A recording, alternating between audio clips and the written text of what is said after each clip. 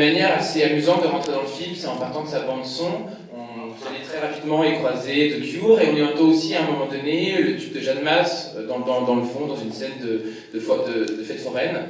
Et c'est un titre qui va vraiment très très bien au film, puisque c'est vraiment un film de première fois, il raconte une première histoire d'amour, beaucoup de ces acteurs y effectuent leur premier pas, et c'est votre 19e film, mais c'est aussi votre premier film, celui que vous n'avez jamais réalisé. Est-ce que vous pouvez un petit peu, pour commencer, nous raconter sa genèse et pourquoi vous le faites aujourd'hui? Alors en fait, j'ai lu le livre que j'ai adapté en 1985, un livre d'Aidan Chambers, un livre anglais qui était traduit à l'époque par le titre La danse du coucou, et j'ai beaucoup aimé ce livre et j'ai eu envie de... Bon, j'étais pas encore cinéaste, j'étais lycéen, donc j'ai rêvé ce film un peu comme un futur cinéaste, mais je ne l'ai pas fait. Je faisais des films super vite, mais être cinéaste, ça me paraissait quelque chose encore d'assez lointain. Donc j'ai espéré que ce film soit fait par un autre réalisateur. J'ai espéré en être le spectateur. Et je m'attendais à ce qu'un réalisateur américain s'empare, ou un réalisateur anglais s'empare de cette histoire, et ça n'a jamais eu lieu. Quand j'ai rencontré Aidan Chambers, l'auteur du livre, je lui ai posé la question. Il m'a dit que 3 cinéastes avaient essayé pendant toutes ces années de l'adapter, un Danois, un Italien et un Français. Et puis ça s'est jamais fait. Donc voilà, 35 ans après la sortie de Grâce à Dieu, je suis retombé sur ce livre que j'ai relu et que j'ai toujours beaucoup aimé. Je me suis dit, voilà, c'est peut-être temps de enfin oser l'adapter. Est-ce qu'au moment où vous avez lu le livre, quand vous aviez 17 ans, vous perceviez la portée politique aussi du film, puisque c'est un livre qui était considéré comme le premier livre grand public à destination d'un jeune public qui ne condamne pas du tout une histoire homosexuelle? Est-ce que ce désir de mettre en scène ce film, il était aussi à cet endroit-là? Oui, enfin, lire ce livre à l'époque, c'était assez bouleversant, parce que toutes les représentations de l'homosexualité qu'on avait autour de nous étaient extrêmement négatives, enfin, étaient souvent liées à la culpabilité, à la transgression. Alors, il y a plein de très beaux films à l'époque qu'on voyait, mais moi je me souviens, voilà, j'étais allé voir L'Homme blessé, Cruising de William Friedkin, je ne sais plus quel autre film, enfin, c'était des films quand même toujours très noirs, et lire ce livre, c'était une vraie bouffée d'air. Et c'était assez surprenant, effectivement, de voir un livre à cette époque. Bon, le coming out, cette expression n'existait pas vraiment, je crois. Donc il y avait quelque chose de très, très simple, très universel dans cette histoire qui m'avait touché. Et donc, effectivement, l'homosexualité à aucun moment questionnée, enfin, c'est quelque chose qui a l'air d'être très naturel dans le film. Par contre, le film a des côtés sombres aussi. Et dans votre filmographie, on a l'impression que ce qui vous plaît plus que tout, c'est les exercices de style, s'emparer, de se dire que voilà, je vais faire un thriller à l'américaine, par exemple, pour Grâce à Dieu. Et ici, c'est une sorte de teen movie dont vous auriez complètement frelaté l'hédonisme pour en faire une réflexion sur le deuil. Comment est-ce que vous expliquez cet attrait-là, voilà, pour rentrer dans un genre et le visiter, l'interpréter à votre manière? Je sais pas trop. Je sais pas trop poser la question. En fait, quand une histoire me touche, c'est d'abord très instinctif, c'est quelque chose voilà, qui m'émeut, que j'ai envie de raconter, quelque chose qui m'obsède. Donc à partir du moment où il faut passer à la réalisation, à la narration, j'essaie de trouver la forme adéquate à cette histoire. Donc là, ce qui est amusant, c'est qu'en relisant le livre, je me suis rendu compte que la forme du livre était assez particulière. Le livre était construit en puzzle. J'avais complètement oublié ça. Moi, j'avais gardé une histoire assez linéaire. En fait, c'est pas du tout le cas. Et j'ai beaucoup aimé cette forme du livre. Et je pense que si je ne l'avais pas fait aussi bien plus tôt, c'est parce que je ne me sentais pas à l'aise avec cette forme éclatée. Et vous allez voir, toute l'histoire est racontée à travers les yeux d'Alex, qui est joué par Félix.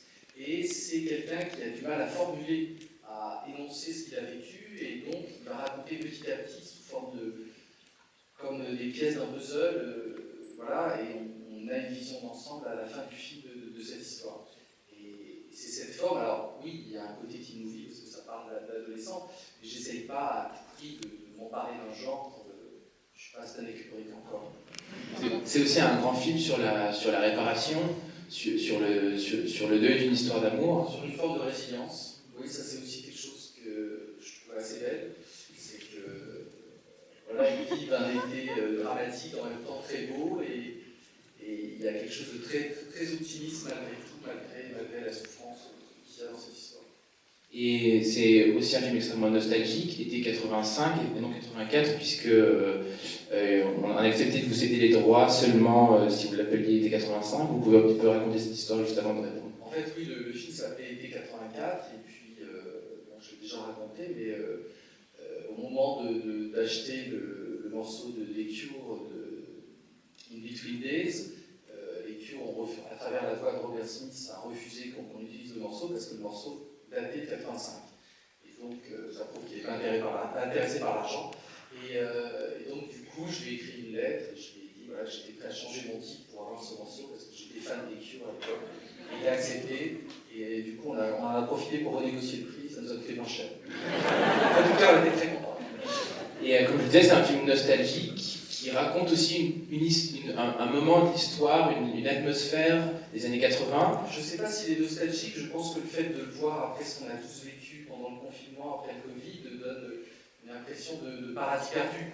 Voilà, on fait dans le film des choses qu'on n'a plus forcément le droit de faire aujourd'hui. Donc c'est peut-être aussi ce moment qui donne cette impression, cette patine. Qu'est-ce qui a changé par rapport aux années 80 ? Alors, non mais on va pas passer 3 heures, mais en tout cas sur les rapports de drague, les rapports de séduction.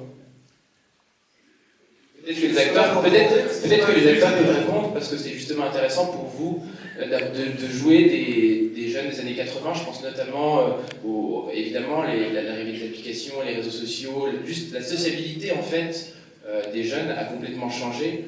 Et comment est-ce que vous êtes projeté dans cet état de la jeunesse-là que vous n'avez pas du tout connu ?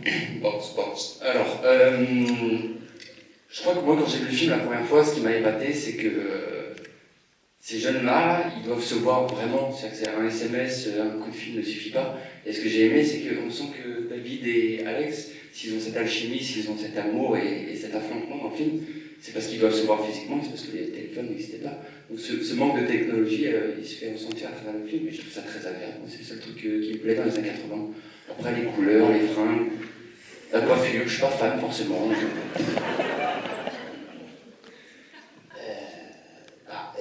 Je dirais aussi qu'on a été dans les années 80 de François Ozon, donc c'est un peu différent, je pense, de la réalité. C'est plus... Vous allez voir.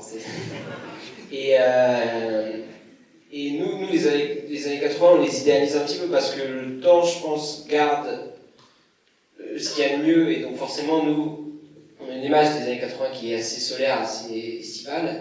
Mais comme dit souvent François, je pense que c'était aussi une période où il y avait l'arrivée du sida, d'autres problèmes qui arrivaient. Mais vous allez voir le film, je pense que c'est dans un propos très contemporain et qu'on n'a pas de retour en arrière sur aucun point de vue. Donc nous, ça a été un plaisir de faire ce film, en tout cas. Moi, je trouve que, de mon point de vue, je trouve que les jeunes des années 80, ils ont une naïveté qu'on a peut-être perdue aujourd'hui. Et en tout cas, du point de vue de Kate, elle est là pour faire une expérience romantique en France parce qu'elle est anglaise. Et donc, c'est vraiment une naïveté que je pense que les réseaux sociaux ne nous donnent pas aujourd'hui. Et ouais, c'était assez sympa de jouer avec ça. Bon, on va vous laisser remonter le temps alors. Vous faites tous une belle projection. Bonne soirée.